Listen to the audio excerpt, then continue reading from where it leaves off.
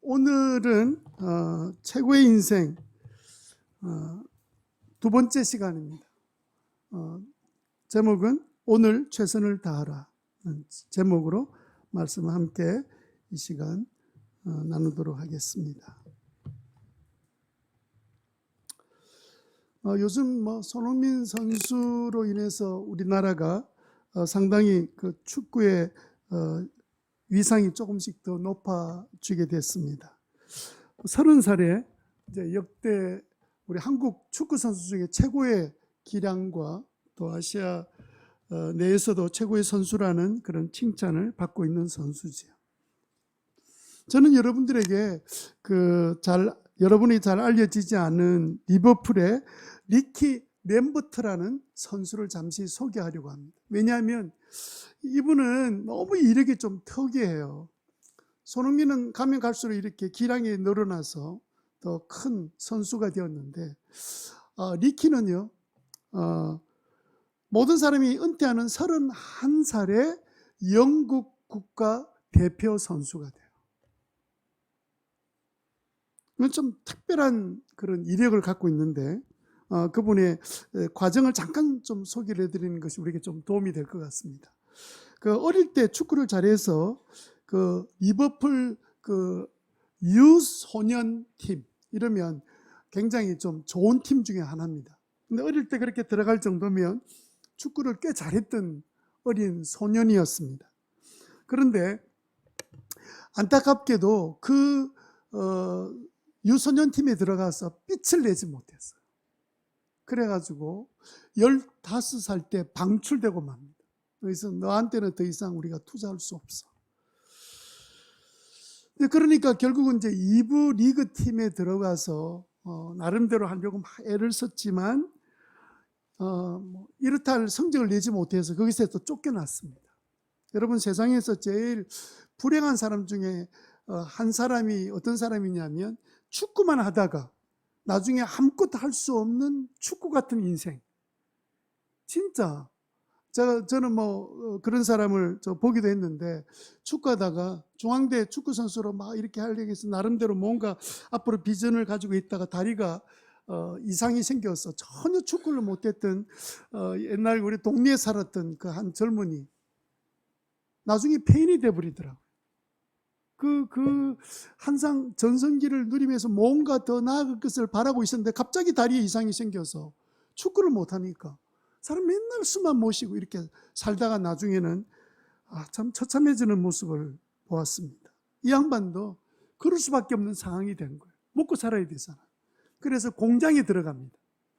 참 제일 안 좋은 케이스로 이제 가게 된 거죠. 여러분, 얼마나 기가 차겠습니까?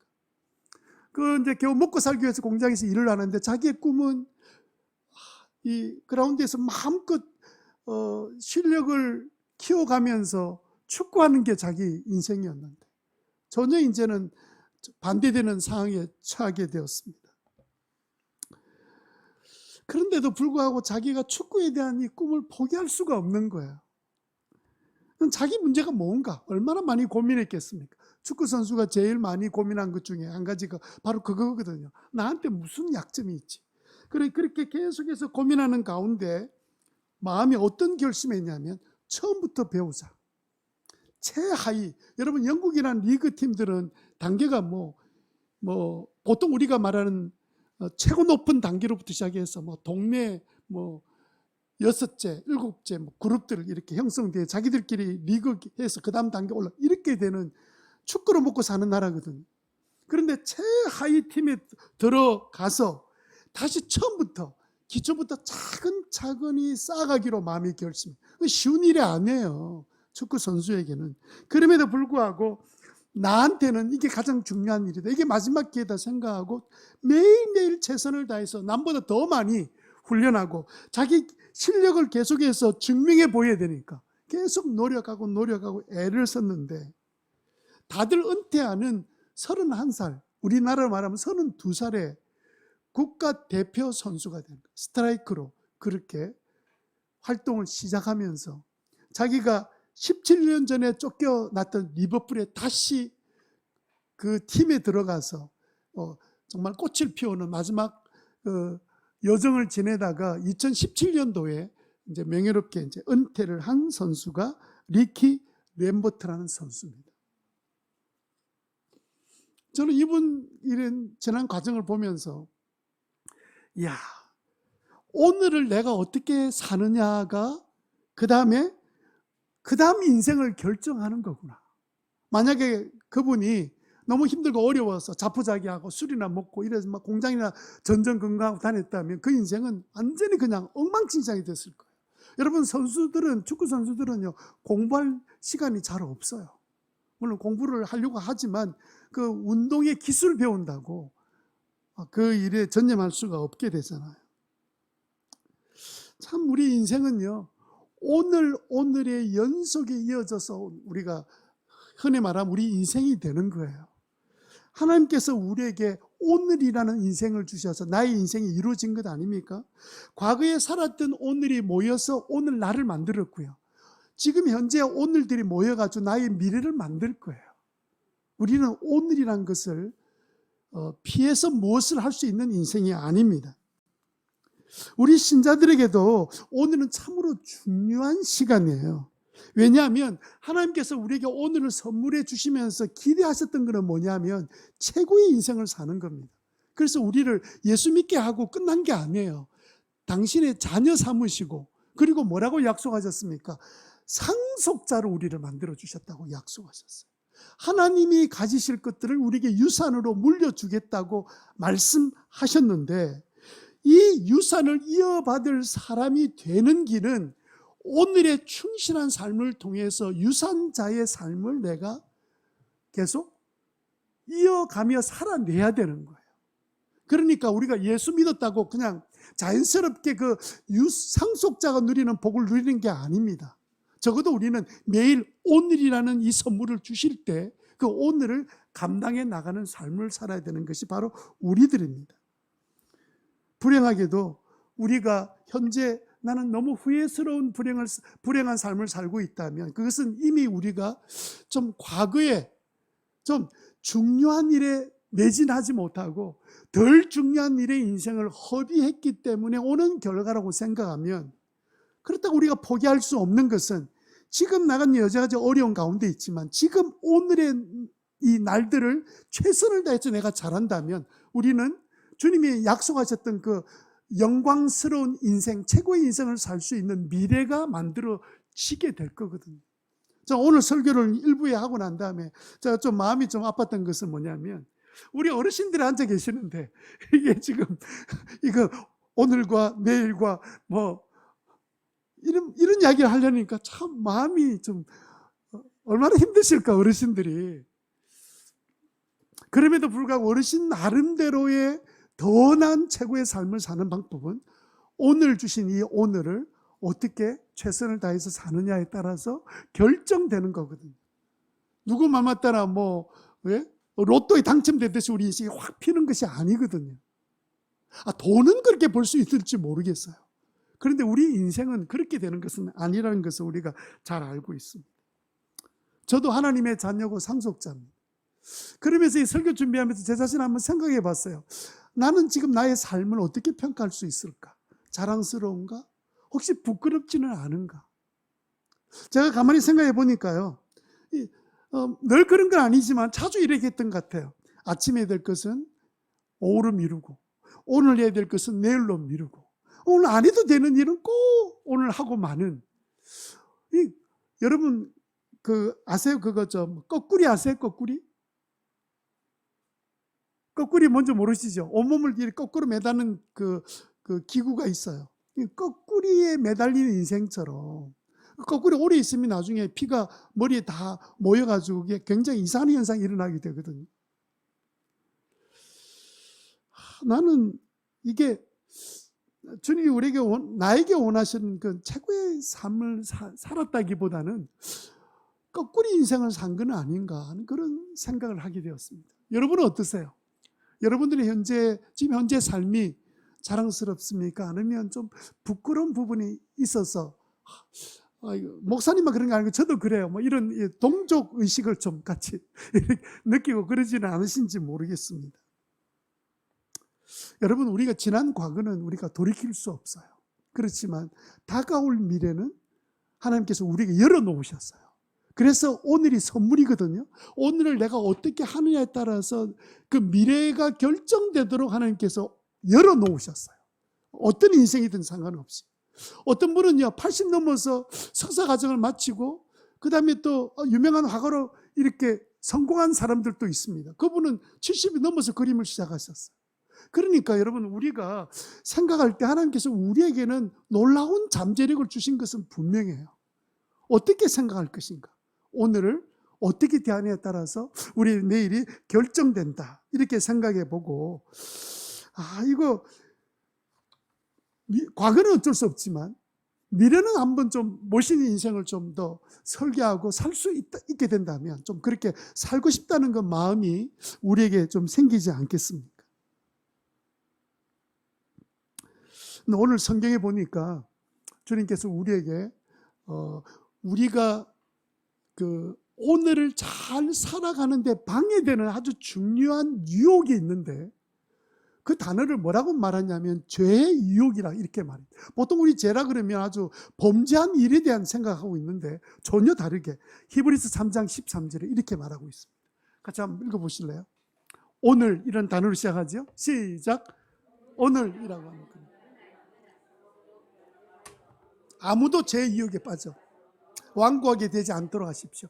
여기 말하는 그 죄의 유혹이란 말은 뭐냐면, 오늘 해야 될 그 중요한 일을 하기를 미루거나 피하거나 싫어하면서 덜 중요한 일에 유혹을 당해서 빠져 사는 인생은 어떻게 된다 그러냐면, 나중에는 고집스럽게 자기 주장만 하게 되는 완고한 인생이 된다.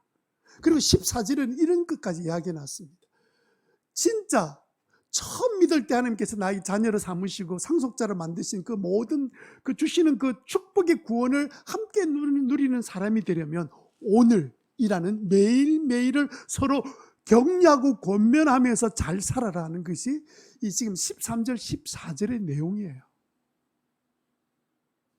우리는요, 태어날 때 제각기 다른 환경에 태어났습니다. 부모도 다르고 뭐 태어날 때부터 가진 것이 다르고 다 태어났지만 똑같은 게 하나 있는데요, 태어나자마자 24시간은 아무런 차별 없이 우리 모두에게 하나님이 선물로 주셨습니다. 우리 인생을 좀 바꿔 놓으시겠다는 하나님의 의도가 들어있다고 볼 수 있는 거죠. 그럼에도 불구하고 우리가 오늘 내가 충실히 살아야 될 것을 유혹하는 죄의 유혹들이 우리를 기다리고 있다는 거예요. 그래서 덜 중요한 일에 시간을 낭비하게 만들어서 결과적으로는 좋은 최고의 인생을 못 살게 만드는 이 죄의 유혹에 넘어가지 마십시오 라는 것이 바로 히브리 기자가 부탁하는 말씀입니다. 감사하게도 우리가 오늘 읽었던 시편 16편은요, 어떻게 하면 이 시대에 오늘이라는 오늘을 제대로 잘 최선을 다해서 사용해서 그 결과가 누리는 것이 무엇인지를 보여주는 본문이에요. 우리에게 굉장히 도전이 되는 본문입니다. 그래서 여러분, 오늘 말씀을 통해서 오늘의 최선을 다하는 삶, 살아낼 수 있는 이 비결을 함께 나누었으면 좋겠습니다. 첫 번째 우리가 생각할 것은 늘 그렇듯이 먼저 우리가 오늘의 최선을 다하지 않고 살면 어떻게 될까요? 이를 갈며 슬퍼하는 삶이 됩니다. 여러분, 오늘의 기회를 선물로 주셨는데 이 기회를 제대로 사용하지 못하면 그 다음에 조만간 이를 갈면서 후회하는 날이 온다는 뜻이에요. 마태복음 25장 30절 보니까 이 단어가 나와요. 이 쓸모없는 종을 바깥 어두운 데 내쫓으라. 거기서 슬피 울며 이를 가는 일이 있을 것이다. 주인은요, 종들에게 달란트를 맡겨주었습니다. 그리고 열심히 장사할 것을 부탁했습니다. 그런데 2달란트, 5달란트 받은 종은 오늘이라는 이 매일매일을 열심히 최선을 다해서 주인이 부탁한 일을 감당해냈는데, 이 1달란트 받은 종은요, 그 기회를 땅에 묻어놓고 그리고 주인이 중요하게 여기는 일을 본인이 행하지 않았습니다. 이 말은 무슨 말이냐면요, 주인이 중요하게 여기는 일을 하지 않았다는 말은 중요하지 않은 일들의 매일매일의 삶을 허비했다는 뜻이에요. 여러분, 여기서 중요한 일은 무엇이며 중요하지 않는 일이 무엇인가에 대한 구별이 좀 필요하겠죠. 오늘 본문의 그 마태복음 25장에 보는 중요한 것과 중요하지 않는 일은 어떻게 구별이 되냐면요, 주인이 시킨 일이 중요한 일입니다. 하나님이 우리에게 부탁하신 일이 중요한 일이에요. 그리고 이 중요한 일은 특징이 있는데 뭐냐면 당장 긴급한 일 아닙니다. 여러분, 중요한 일은 당장 긴급한 일이 아니라 오랜 기간이 필요한 일들이에요. 그래서 좀 재미가 없는 일일 때도 있습니다. 물론 재미없는 건 아니에요. 그러나 좀 대개는 그냥 크게 즐겁지 않는 일들이 중요한 일들입니다. 혹시 여러분 공부가 굉장히 즐거운 분이 있죠, 그죠? 네. 가끔 그런 분이 있습니다. 굉장히 괘씸한 사람이지. 공부를 우리는 애쓰고 노력해서 하는데 그 사람은 공부가 너무 나는 우리 친구 중에 가끔 그런 이야기 하는 친구가 있어요. 나는 공부하는 것밖에 재미있는 게 없어. 얄미워 죽겠어요. 공부하는 게 사실은 재미있는 부분도 있지만 힘든 부분도 있잖아요. 그래서 중요하지 않는 일이라는 것은 뭐냐면, 그 달란트 비유에서 중요하지 않는 일은 뭐냐면 주인이 시키지 않은 일입니다. 조금 더 심하게 말하면 주인이 금한 일이에요. 그리고 두 번째는요, 되게 급한 일들입니다. 별로 안 중요한 일들이 되게 급하게 움직여요. 당장 해야 될 것처럼 재촉합니다. 그리고 세 번째는요, 항상 즐거움을 약속합니다. 이게 별로 덜 중요한 일들이 항상 우리에게 그렇게 다가오는 거예요. 근데 예를 들면 좀 쉽겠죠. 이 중요한 일들은 어떤 거냐면요, 규칙적으로 공부하고 운동하고 자기 관리하고, 우리로 말하면 아침마다 큐티하고 주님 앞에 시간 정해놓고 기도하고 감사일기 쓰고, 이런 일들은 굉장히 우리 인생을 변화시키는 중요한 일인데도 불구하고 그렇게 이게 뭐 즐겁거나 뭐 이렇게 처음에 다가오지는 않죠. 그죠? 중요한데 또 긴급하지도 않습니다. 오늘 당장 안 했다고 무슨 일이 벌어지는 게 아닙니다. 그러나 덜 중요하면서 긴급한 일들을 보세요. 예? 오늘 저녁에 만약 월드컵 축구 경기가 있다 합시다. 그러면 그 경기 관람하는 거 꼭 오늘 아니면 볼 수 없는 거잖아요. 친구와 오늘 저녁에 저녁 식사를 같이 하기로 했습니다. 그러면 그냥 낮부터 계속해서 그 마음이, 신경이 그쪽으로 이제 시간에 가게 되는 거죠. 친구한테 문자가 왔는데 읽고 그 답해주는 일이라든지, 뭐 일로 드라마를 내가 오늘 저녁에 시간 정한 것을 봐야 된다, 이런 것들은 크게 중요한 일은 아닌데 항상 그 시간 놓치면 할 수 없는 일들이 계속 우리를 계속 이렇게 압박하는 일들이죠. 또 재미있는 일들이에요. 그래서 우리는 중요한 일보다는 덜 중요하면서 긴급한 일을 하기가 훨씬 더 쉽고 재미있어 보이는 일들을 우리가 하면서 보통 일상을 살고 있는 거죠. 그런데 문제는 왜 우리가 오늘 최선을 다하지 못하면 나중에 일을 가면서 후회하는 일이 생길까요? 여러분, 우리가 오늘이라는 시간을 중요하게 여기지 아니하고 살면은 아무런 결과가 없다는 것 때문이 아닙니다. 그게 아니고요. 오늘 히브리서 3장 13절 다시 한번 보여주실래요? 히브리서 3장 13절 9절에 보면 뭐라고 되어 있냐면요, 이렇게 그 죄의 유혹에 빠져서 중요한 일보다 덜 중요하고 바쁜 일로 막 정신없이 인생을 살아가는 사람은 완고하게 될 수밖에 없다는 거예요. 굉장히 고집스러운 인생이 된다는 뜻입니다. 그리고 14절에 보면 최상의 인생을 사는 것이 아니고 최하의 인생을 살아서 주님의 구원에 이르는, 그 주님이 주셨던 그 약속의 그 유산들을 얻어내는 그 구원의 자리에 내가 들어가지 못한다는 거예요. 여러분, 그 여론조사 기관 중에 리서치라는 기관에서 조사를 했습니다. 성인들을 대상으로 조사를 했는데 질문 중에 한 가지 이런 질문이 있었습니다. 중고등학교 시절로 다시 돌아간다면 당신은 무엇을 가장 하고 싶습니까? 라는 질문이었습니다. 여러분, 뭘 제일 하고 싶어요? 중학교, 고등학교 시절로 돌아간다면 66.9%가 나는 공부를 더 하고 싶다, 그렇게 대답이 나왔습니다. 이 대답은 무슨 의미냐면, 그때 내가 공부를 하지 않아서 오늘 내가 살아가는 내 삶이 내가 원하는 기대한 일을 얻을 수가 없다는 후에 섞여 있던 결과이기 때문에 66.9%가 그렇게 대답한 것 아니겠습니까? 여러분, 우리는 지나간 세월을 바꿀 수는 없어요. 그럼에도 불구하고 하나님은 오늘 우리들을 미래를 바꾸는 기회를 우리에게 주셨습니다. 그래서 오늘이 우리에게 기회입니다. 오늘이라는 현재는 기회고 그것은 하나님이 주신 선물이기 때문에 영어는 오늘, 지금이라는 단어, 현재라는 단어와 선물이라는 단어를 한 단어로 만들어져 있어요. 재밌죠? 하나도 재미없는. 신기하게도 오늘, 현재는 하나님 주신 우리에게 선물이다.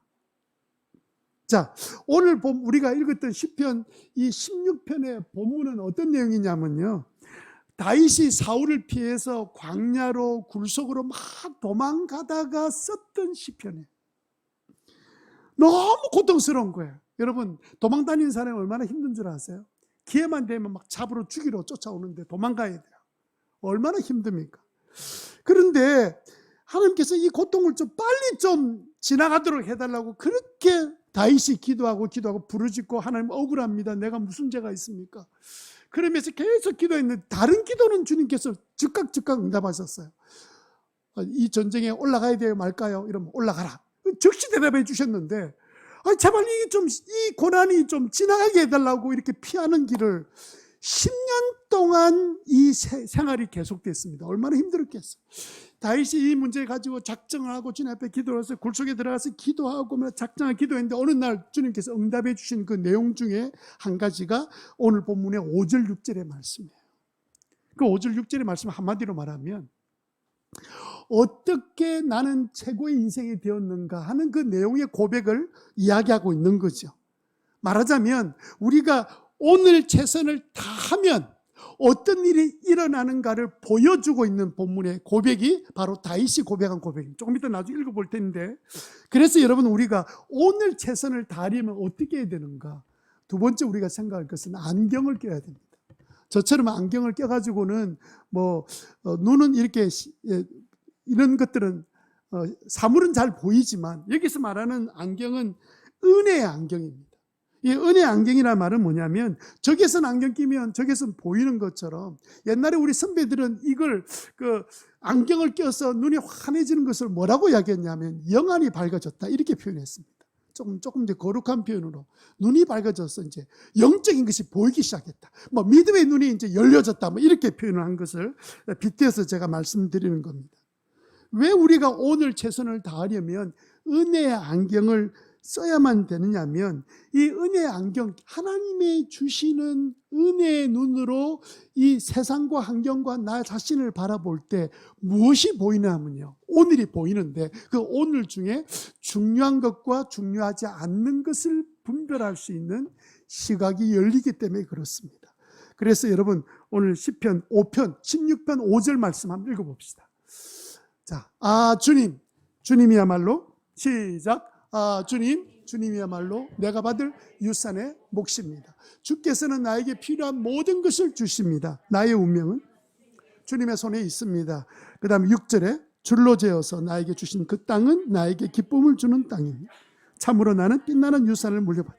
아니, 줄로 재어서 다 맞게끔 내가 지금 처한 이 상황을 하나님 줄지어서 딱 주셨다는 거예요. 이 도망 다니는 이 모든 상황과 현실을 어떻게 줄을 지어서 딱 맞게끔 나에게 주셨는가, 이게 이해가 안 됐는데, 이런 10년 세월을 지나는 동안에 기도하는 중에 하나님께서 그의 눈을 활짝 열어주셨어요. 은혜의 눈이 열리고 보니까 뭘 깨달았냐면, 조금 전에 5절의 고백처럼 내게 정말 필요한 것이 바로 주님이란 사실을 깨달았습니다.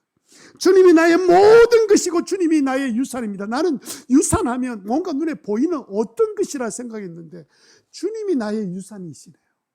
주님이 나의 모든 것이기 때문에 주님이 나를 다스리시고 인도하시고 보호하시고 책임져 주시고, 그리고 나는 주님으로 인해서 빛나는 유산을 이미 물려받았습니다 하는 사실을 깨닫게 된 거예요. 놀라운 일은 아닙니까? 이것을 하버드 대학의 에드워드 벤 핀드라는 박사는 뭐라고 표현했냐면, 이게 바로 장기적인 안목의 능력을 주셨다는 거예요.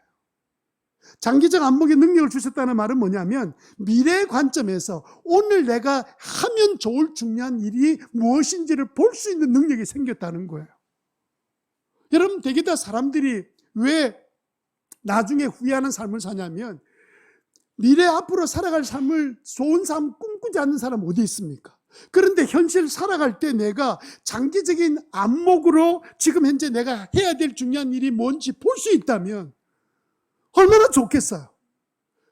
그 안목이 바로 다윗이 기도하는 중에 얻게 된 거죠. 여러분, 대부분 사람들은요, 당장 중요한 일이 있다 하더라도 당장 욕구 충족을 위해 살아갑니다. 그러나 신실한 크리스찬들, 믿음으로 살려고 하는 사람들은 어떻게 삽니까? 다르게 살지요. 중요한 일에 집중하려고 노력해요. 왜요? 주님께서 이미 놀랍게도 이런 안목을 우리에게 예수 믿을 때 이미 주셨어요. 문제는 내가 이 안목을 가지고 있다는 사실을 모른 채 살고 있는 거예요. 안경을 끼셔야 되는데 두 종류의 성도가 있는 거예요. 이미 안경 받았는데 한 사람은 안 끼고 그냥 내버려 두는 사람이 있고, 한 사람은 안경을 껴서 뭔가를 지금 오늘의 삶 가운데서 더 중요한 것이 무엇인지를 분별하는 장기적 안목을 가지고 사는 사람이 있다는 거예요. 그러면 끼면 되죠. 그 끼는 게 어려운 것도 아니거든요.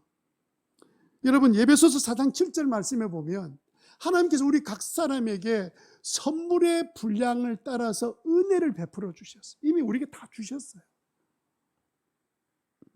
그러면 오늘을 중요한 일에 사용하려면, 집중하려면 어떻게 하면 될 수 있는지를 에베소서 5장 15절 18절에 이렇게 설명합니다. 같이 한번 보십시다. 5장 15절에 그러므로 여러분 어떻게 살아야 할지 조심하여 지혜롭지 못한 사람처럼 하지 말고 지혜로운 사람처럼 분별해서 하십시오. 그 분별하는 말을 하기 위해서 주님께서 그 17절에 보면 어리석은 자 되지 말고 주님의 뜻이 무엇인지 깨달으십시오라고 17절 되어 있어요. 그리고 16절에 보면 세월을 아끼십시오. 지금 시대가 악합니다. 그리고 18절에 술 취하지 마십시오. 방탕한 것밖에 없습니다. 그럼 우리는 뭘 충만해야 돼요? 성령으로 충만함을 받으면 이런 안목을 계속 열어주시는 하나님의 역사를 체험해서 똑같은 직장생활을 하는데 어떤 사람은요 그냥 눈에 보이는 거예요. 뭐 해야 될지 말아야 될지. 여러분 얼마나 그러면 좋아요. 필요 없는 시간 낭비 안 하고 하나님 주신 지혜로 딱 하면 탁탁 해 나갈 수 있는 그 능력이 우리에게 주어지면 얼마나 감사한 일입니까? 다윗은 그 능력을 깨닫게 된 거예요. 여러분 그러면 우리가 중요한 일에 집중할 수 있는 방법을 오늘 본문이 뭐라고 말합니까? 첫 번째는요 꼭 해야 될 일을 찾아야 됩니다. 16절에 세월을 아끼십시오. 때가 악합니다. 우리는요 모든 일을 다 해야 될 줄 아는데 안 해요. 다 안 해도 괜찮아요. 정말 해야 될 일은 지혜롭게 해야 될 일만 골라서 할 수 있다면 낭비하지 않는 인생을 살게 되는 거죠. 그래서 여러분 우리가 우리 교회에서 하고 있는 큐티는 어떤 종류냐면요 우리가 큐티 할 때 맨 아침에 오늘의 일정을 쓰잖아요. 오늘 뭐 계획 쓰고 그 다음에 큐티 하기 전에 기도하잖아요. 하나님 오늘 본문을 통해서 오늘 내 일정을 조정하거나 하나님이 해야 될 일이 무엇인지 알게 해주십시오. 기도하고 큐티하잖아. 성경 본문 읽잖아. 본문 읽어가면서 그 가운데서 하나님이 나에게 오늘 내가 계획하고 있는 일들을 어떻게 인도해 주실지 그 말씀을 음성을 듣는 것이 우리가 지금 사용하고 있는 큐티 방법이거든요. 하나님 제가 정말 내가 해야 될 중요한 일, 중요하지 않는 일이 무엇인지 분별할 수 있는 지혜를 주십시오. 두 번째는요, 악한 시간을 선용해야 한다. 16절에 세월을 아끼라 시대가 악하다. 여기에 악한 시간이라는 말은 무슨 말이냐면요. 우리가 덜 중요한 일에 정신없이 허비하는 이 악한 시간을 이제는 사가지고 좋은 일, 중요한 일에 선용할 수 있는 그런 은혜를 달라는 말입니다. 우리는 너무 바쁜 일 가운데 정신없이 중요하고 안 중요하고 상관없이 막 그냥 닥치는 대로 일하는 사람이 있습니다. 그래서 오늘 해야 될 일을 못하고 오늘도 중요한 일을 못해요. 일이 너무 바빠가지고 그 안에 또 뭐 별 중요하지 않는 일인데도 불구하고 계속 그렇게 지냅니다. 예를 들어 봅시다. 여러분 어제 TV나 아니면 SNS 뭐 문자나 주고 받고 그 다음에 뭐 검색 기능 따라서 검색하고 인터넷을 사용하고 이러면서 여러분 어제 하루 종일 몇 시간 사용하셨습니까? 1시간 이하로 쓰셨나요? 1시간? 2시간? 3시간?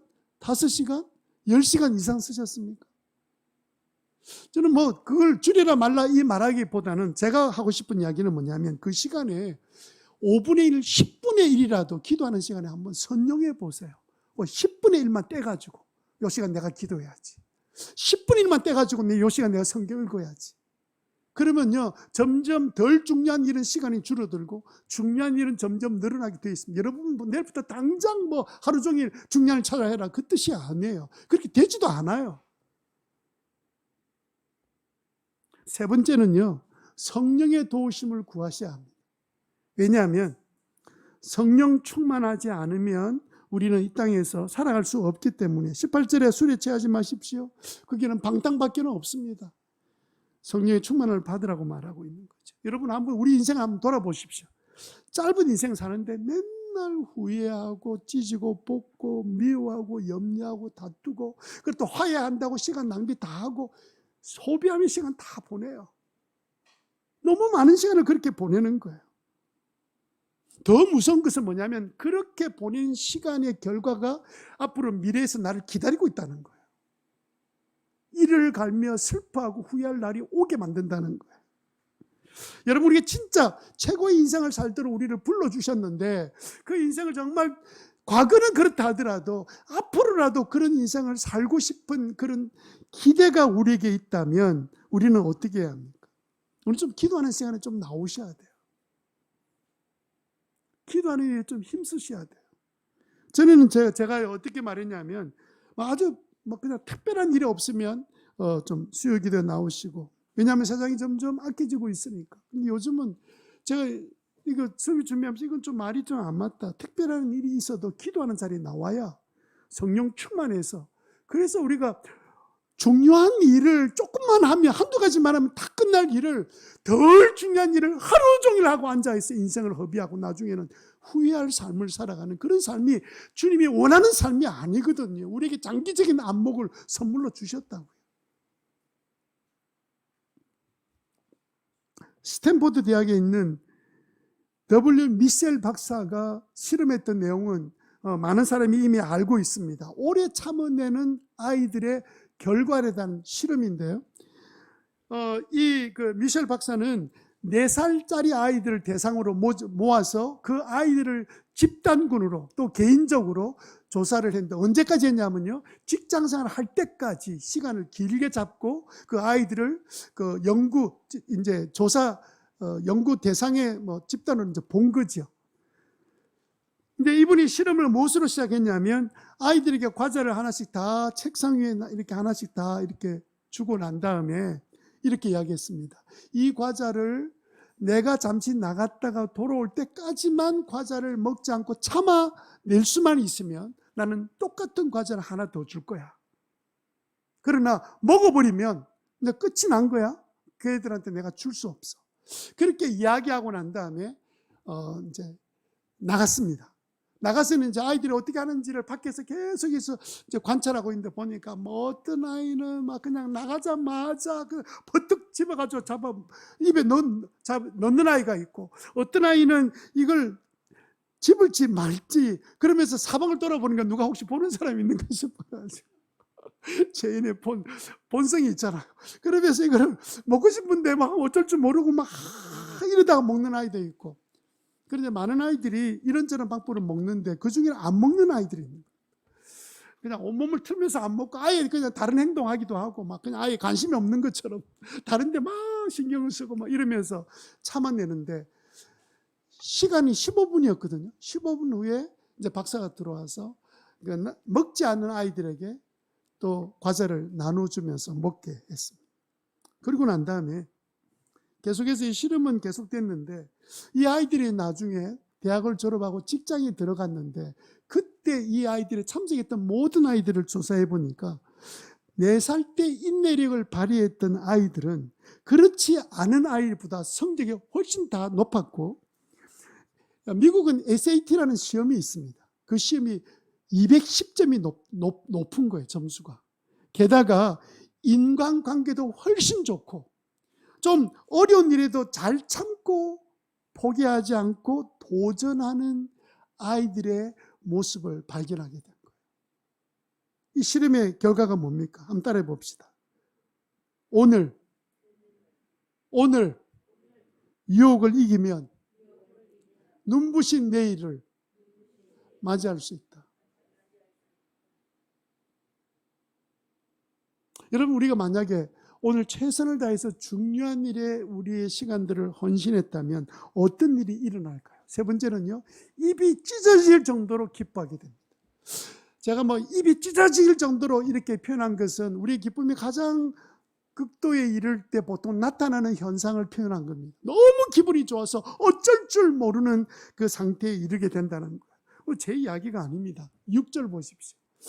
6절에 주님 참 감사합니다. 이 마음은 기쁨으로 가득 찼습니다. 지금 이거 다윗이 고백하는 겁니다. 이 지금 도망 다니는 사람이 이 주님 기도하다가 눈이 딱 열려지는 순간에 그는 하나님 참 감사합니다. 제 마음에는요, 기쁨이 가득 차요. 11절을 다 같이 한번 읽어봅시다. 시작. 주님 주께서 몸소 생명의 길을 나에게 보여주시니 주님을 모시고 사는 삶에 기쁨이 넘칩니다. 주님께서 내 오른쪽에 계시니 이 큰 즐거움이 영원토록 이어질 것입니다. 아멘. 여러분, 우리가 오늘 최선을 다하면 왜 입이 찢어질 정도로 기쁨이 넘치는 결과에 이르게 될까요? 왜냐하면 최고의 인생에 이르렀기 때문에 그래요. 다윗은 이미 최고의 인생에 이르렀어요. 다윗은 중요한 주님의 뜻을 따라 중요하다고 여기고 그 일을 위해서 10년 동안 버텨왔습니다. 그랬더니 주님께서 뭘 주셨습니까? 그래서 건져주셨을 뿐만 아니라 함께 계시는 것이 무엇인지 알게 해주시고, 그리고 그 안에서 기쁨이 넘치게 해주실 뿐만 아니라 영원히 함께 기뻐할 수 있는 은혜까지 선물로 주신 거예요. 저는 이 구절이 천국에서 누리는 그 기쁨처럼 큰 기쁨이 영원토록 이어질 것이다, 그런 고백을 할 수 있었다면 다윗이 얼마나 기뻤겠습니까? 마태복음 25장 21절 23절에 보면 2달란트 5달란트 받았던 사람들의 고백이 똑같은 고백이에요. 잘했다, 착하고 신실한 종아, 네가 작은 일에 신실하였으니 이제 내가 많은 일을 내게 맡기겠다. 와서 나의 기쁨에 함께 참여해라. 하나님의 기쁨에 참여하게 해주신다는 거예요.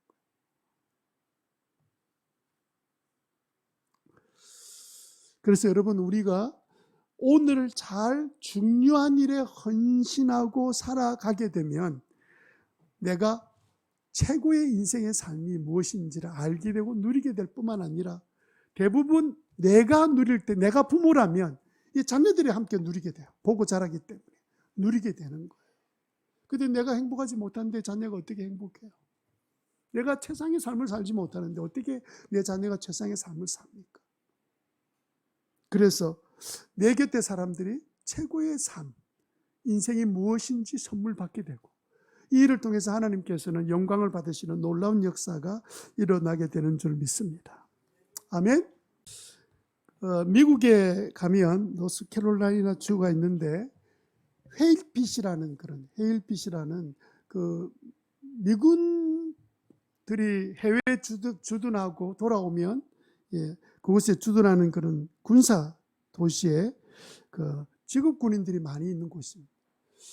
근데 한국에 와서 주둔했던 그 미군들이 돌아갈 때 한국에서 만난 여자와 결혼해서 가는 커플들이 많이 있었습니다.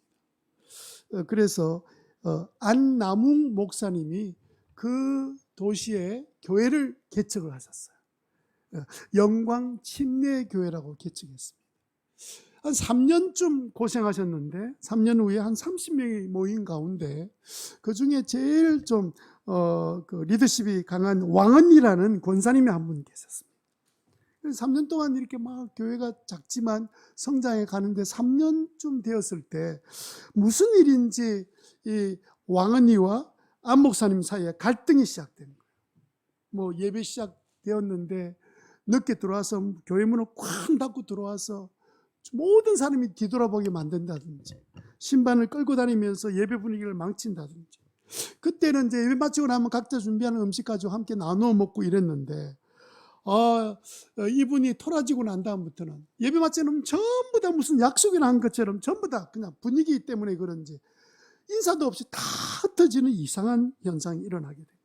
그래서 이 목사님이 찾아와서 화해도 시도하고 막 그냥 이렇게 했는데도 불구하고 손을 탁 뿌리칠 정도로 그렇게 냉혹하게 거절을 당했습니다. 자, 이런 일들을 겪으면서 교회가 이러면 뭐 계속해서 교회가 뭐 신앙생활하고 예배된다는 게 쉽지 않잖아요. 목사님이 3년 만에 찾아온 일 때문에 정신적인 고통을 이제 겪고 있는데 가히 눌리는 꿈을 꿀 정도로 너무 가슴이 답답하고 힘든 가운데 이래 보고 저래 보고 고민하다가 내린 결론이 뭐냐면 내가 이 교회에서 할 일은 끝이 났다. 내가 다른 분한테 맡겨 드리고 나는 교회를 떠나는 것이 아마 여기에서 해야 될 중요한 일이 아닌가 생각하고 이제 떠나기로 마음에 결심한 거예요. 떠날 상황은 아니지만 근데 이 상황이 계속 목회자가 있는다 이상하잖아요. 떠나기로 마음을 먹었는데 떠나기 전에 내가 할 일이 뭐 없을까? 막 이렇게 이제 기도도 하고 고민하면서 막 생각하는데 퍼뜩 떠올랐던 것이 뭐였냐면 그래도 떠나기 전에 3일이라도 금식하면서 기도해야 되겠다. 그런 마음이 생겨서 오늘 당장 내가 기도해야 되겠다. 나 오늘부터 내가 금식 기도한다. 이러고 3일 동안 금식 기도에 들어가겠다. 얼마나 답답하면 그렇게 금식하며 기도에 들어갔겠습니까?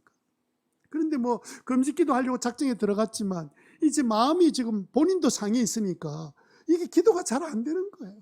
뭔가 하나님 앞에 뭔가 하나님 나 어떻게 해야 돼요? 하고 막 기도하는데도 대답이 없고 아무런 그런 영적인 어떤 변화가 일어나지 않는 것을 느끼면서 이제 답답하지요. 3일 동안 이제 금식하는데 이틀이 지나도 아무렇지 않은데 3일째 딱 마지막 날 이제 기도하는 중에 갑자기 자기 속에 탁 들려오는 음성이 뭐였냐면 너는 왜 너 혼자 미워하면서 감사할 줄 모르냐?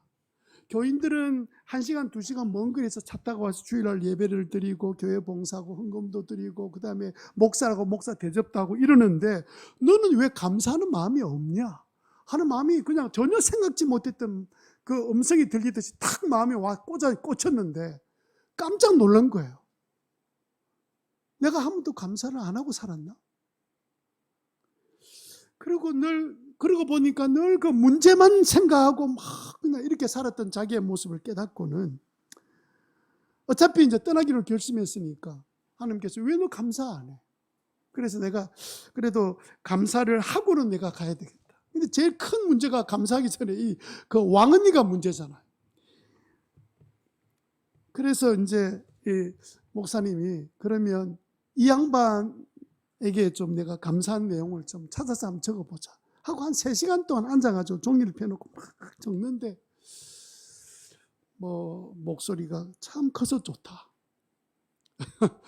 참 리더십이 있다. 이러면서 좋은 점을 막 이렇게 찾아서 이렇게 적는데 뭐 이게 이제 뭐 진심으로 마음이 우러나서 뭐 이렇게 감동을 받아서 적는 게 아니니까 자기가 적고 난 다음에도 한 3시간 적었는데 한 50가지는 뭐 이리저리 막 끼워 맞춰서 썼는데 마음이 감동이 안 되는 거예요. 그래서 확 찢어버리려고 생각하다가 교양에 이제 쓰기 시작한 거고 이제 내가 언제 교회를 떠날지 모르니까 100가지나 한번 채워보자 하는 그런 마음이 엉뚱한 마음이 생긴 거예요. 100가지를 채워보자. 이러면서 막 억지로 계속해서 그 왕언니의 좋은 점을 막 찾으려고 용을 쓰고 애를 쓰면서 막 이렇게 애를 쓰다가 문득 든 생각이 뭐냐면 이 사람도 나름 괜찮은 면이 많이 있네 하는 생각이 든 거예요. 그런데 왜 나는 자꾸 안 좋은 것만 생각하고 자꾸 미워만 했을까 하는 이런 생각이 든 거죠. 그 순간에 이 목사님이 자기 눈에 미움이라는 안경이 씌워졌다는 생각을 깨닫게 된 거예요. 내가 미움이라는 안경을 쓰고 사람들을 보고 있었구나. 그래서 내 안경을 내가 벗어야 되겠다 하고 하나님 앞에 내가 그 일을 회개하고 나니까 그때 씌워진 안경이 은혜의 안경이었어요. 그러고 난 다음부터는 이제 진짜 사람들 속에 좋았던 점들이 무엇인지 그 부분들이 보이기 시작한 거죠. 그래서 그 순간부터 정말 자기 마음에 자기가 생각해도 너무 마음이 울컥하는 그런 감사들이 나오기 시작했습니다.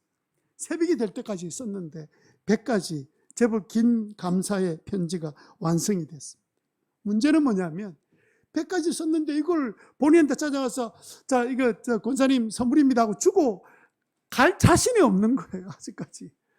그래서 이제 이분이 새벽에 이제 운전을 해서 그 미국 그 가정에 보면 그 우편함이 집 문 앞에 있는 집도 있지만 대개는 그 정원이 있는 집에는 앞에 있거든요. 길가에 붙어 있기 때문에. 그래서 거기에다가 넣고는 이제 집으로 돌아간 거예요. 그리고 난 다음에 주일날 만나게 되면 나는 이제 어떤 얼굴로 보게 될까 하는 그 걱정과 근심 때문에 밤낮을 설쳤습니다. 그리고 이제 드디어 주일날 온 거예요. 주일날 아침에 교회 가서 있는데 원수는 외나무다리 만난 것처럼 주일날 이렇게 교인들을 맞이하고 이래 있는데 눈을 딱 들어보니까 문을 열고 딱 들어오는데 그 왕언니하고 눈이 탁 마주친 거예요. 그는 보통 그렇게 갈등이 있을 때는 섬찟해지잖아요.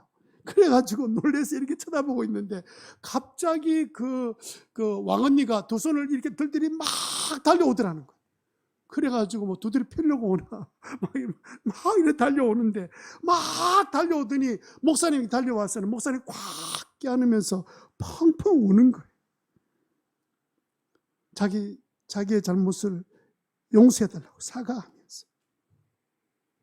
그러면서 이분 이야기가 뭐냐면 아침에 출근하려고 이제 나와서 차를 몰고 이제 나와서 우편함에 봤더니 편지가 하나 들어있길래 차 안에서 그 편지를 뜯어서 읽어보니까 너무 감사의 내용이 너무 놀래버린 거예요. 충격적이고. 뭐 충격적이면 자기는 지금 쫓아내려고 작정하고 이러고 있는데 이게 뭐 나온 이야기 보니까 뭐 감사한 것, 좋은 것 뭐 이렇게 들으니까 너무 마음에 찡하고 미안한 마음, 감동이 돼가지고 막 눈물이 쏟아지는데 주체할 수 없고 출근은 해야 되고 그래서 차를 몰고 가는데도 불구하고 눈물 닦고 가는데도 불구하고 자꾸 그 생각하니까 눈물이 막 쏟아져서 차 사고 날 뻔한 정도로 어려운 과정을 해서 이제 직장 출근했다는 거예요. 그러면서 그 왕언니가 하는 말이 뭐였냐면 나는 목사님 쫓아내려고 그렇게 못되게 굴었는데 어떻게 나에게 100가지나 감사거리를 써서 보낼 수 있습니까? 목사님이 보니까 목사님이 예수님이고 목사님이 진짜 목자십니다. 그렇게 이야기를 하는 순간에 이 목사님이 깜짝 놀랐어요. 제일 그 자리에 놀란 사람이 안 목사님이었습니다. 왜 놀란지 제가 나중에 그 기록을 보니까 원래 안 목사님 별명이 2가지가 있었는데 첫 번째 별명이 시베리아였고요. 두 번째 별명이 갈치였습니다. 이분이 항상 태도가 차가운 거예요. 그래서 사람들이 시베리아 목사님 왔다. 얼마나 싸늘했으면 별명을 시베리아라고 붙였겠습니까? 게다가 갈치처럼 이렇게 갈치를 이름 붙인 거는 뭐냐면 뒤끝이 있어가지고 한번 좀 별로 안 좋아지면 뒤끝이 굉장히 길어서 갈치처럼 길다 이래가지고 별명 갈치라 불려 이렇게 부른 거예요. 그러니까 이 문제도 사실은 그 왕언니에게만 있었던 문제가 아니라 이런 문제가 계속 두 사이에 있다가 하나님 앞에 엎드려 기도하고 하나님 은혜를 구할 때 그때 비로소 은혜 눈으로 자신을 볼 수 있는 기회가 생기게 된 거죠. 그래서 목사님이 제일 먼저 바뀌어지면서 왕언니가 바뀌어지고 걔가 완전히 변화되어서 바뀌어져서 지금은 미주에서도 감사 100가지 쓰기 세미나를 인도하러 다니시는 그 교회가 완전히 뒤집어지고 변화되었습니다. 그 동네가 바뀌어질 정도로 저는 역사가 일어나게 된 거예요. 여러분 극단적인 상황에 내몰려도 그 자리에서 오늘 내가 무엇을 해야 될지를 고민하고 주님 앞에 은혜를 구하면 그때 주님께서 오늘 해야 될 중요한 일을 우리에게 성령을 통해서 말씀해 주시는 거예요. 모든 전제를 다 내려놓고 정말 주님 원하시는 게 뭡니까? 라고 물으면 대답해 주시는 하나님 앞에서 그냥 인간적인 생각으로 그냥 그렇게 생각하고 그냥 덜 중요한 문제로 그렇게 살지 말고 딱 주님 앞에 내가 어떻게 살아야 돼? 오늘을 내가 어떻게 살아야 돼? 결단할 때 놀라운 은혜를 우리에게 주실 줄로 믿습니다. 이렇게 우리가 살 때 우리는 최고의 인생을 이전에 살아보지 못했던 더 나은 주님이 원하시는 변화된 삶을 우리가 누리게 될 줄 믿습니다.